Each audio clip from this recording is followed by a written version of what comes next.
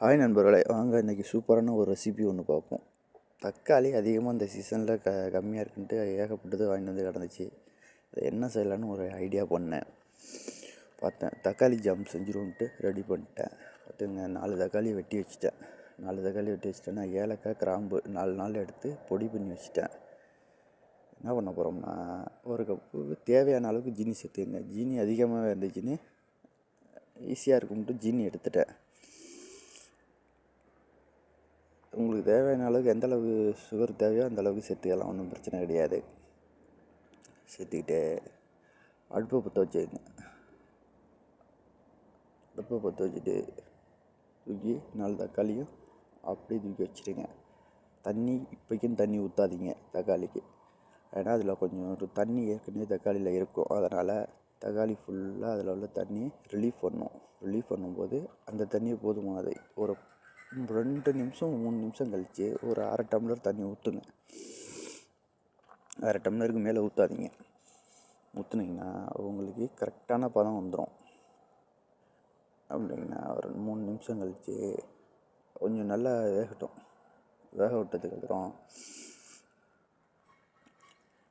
என்ன, காலையில் கொஞ்சம் வேலைக்கு சீக்கிரமாக போகிறதுக்குள்ள நைட் நேரத்துலேயே கொஞ்சம் லேட்டாக வந்துட்டோம்னு சொன்னால் ஏதாச்சும் ஒரு தொட்டுக்க சார்ஜ் பண்ணோம். இதுதான் எமர்ஜென்சிக்கு தான் ஈஸியாக இருக்கும். அப்படியே இந்தமாரி இந்தமாரி வெந்ததுக்கப்புறம் என்ன பண்ணுறீங்கன்னா, நல்லா அப்படியே கிண்டிக்கிட்டே இருந்தீங்கன்னா அது தக்காளியில் உள்ள தோல் பிரிஞ்சு தனித்தனியாக வரணும். வந்துச்சுன்னா தான் உங்களுக்கு அந்த பதம் கரெக்டாக இருக்கும். நல்லா கரண்டி வச்சு நல்லா கிண்டிக்கிட்டே இருந்தீங்கன்னா இப்போ என்ன பண்ணுறீங்கன்னா, ஏலக்காய் தூக்கி போட்டுருங்க. ஏலக்காய், ஜீனி எல்லாத்தையும் ஒன்றும் பிரச்சனை கிடையாது. ஜீனி ஒரு அரை மணி நேரத்துக்கு முன்னாடி கூட அரை மணி நேரங்கிறேன், ஒரு நிமிஷத்துக்கு முன்னாடி கூட போட்டுடலாம். நீங்கள் ஜீனியை போட்டு இந்தமாரி நல்லா உடஞ்சி வந்ததுக்கப்புறம் இறக்குற கட்டத்தில் நீங்கள் ஏலக்காய் போட்டால் கூட அந்த ஸ்மெல்லு கரெக்டாக இருக்கும். நான் கொஞ்சம் முன்னாடியே போட்டேன், வேறு ஒன்றும் கிடையாது, அவ்வளோதான், வேறு ஒன்றும் கிடையாது. நல்லா அந்த தக்காளி நல்லா வெந்து ஒரு கம்பி பதம்பாங்கள்ல, அந்த பதம் வர்ற அளவுக்கு கிண்டிக்கிட்டே இருந்தீங்கன்னா உங்களுக்கு நல்லாவே இந்த கரண்டி ஒட்டி பிரட்டும் போது தெரிஞ்சுக்கணும். உங்களுக்கு கரெக்டாக பதம் வந்துடும். இருந்துச்சுன்னா எடுத்து வச்சு அழகாக சாப்பிட்டு பாருங்கள். சாப்பிட்டு பார்த்து அதோட டேஸ்ட் எப்படி இருக்குன்னு சொல்லுங்கள். இது உங்களுக்கு காலையில் இந்த சவுதியில் உங்களுக்கு வேலை அதிகமாக இருக்கிறவங்களுக்கு டக்குன்னு பார்க்குறது இது ஈஸியானது. ஹாய் நண்பர்களே, வாங்க இன்றைக்கி சூப்பரான ஒரு ரெசிபி ஒன்று பார்ப்போம்.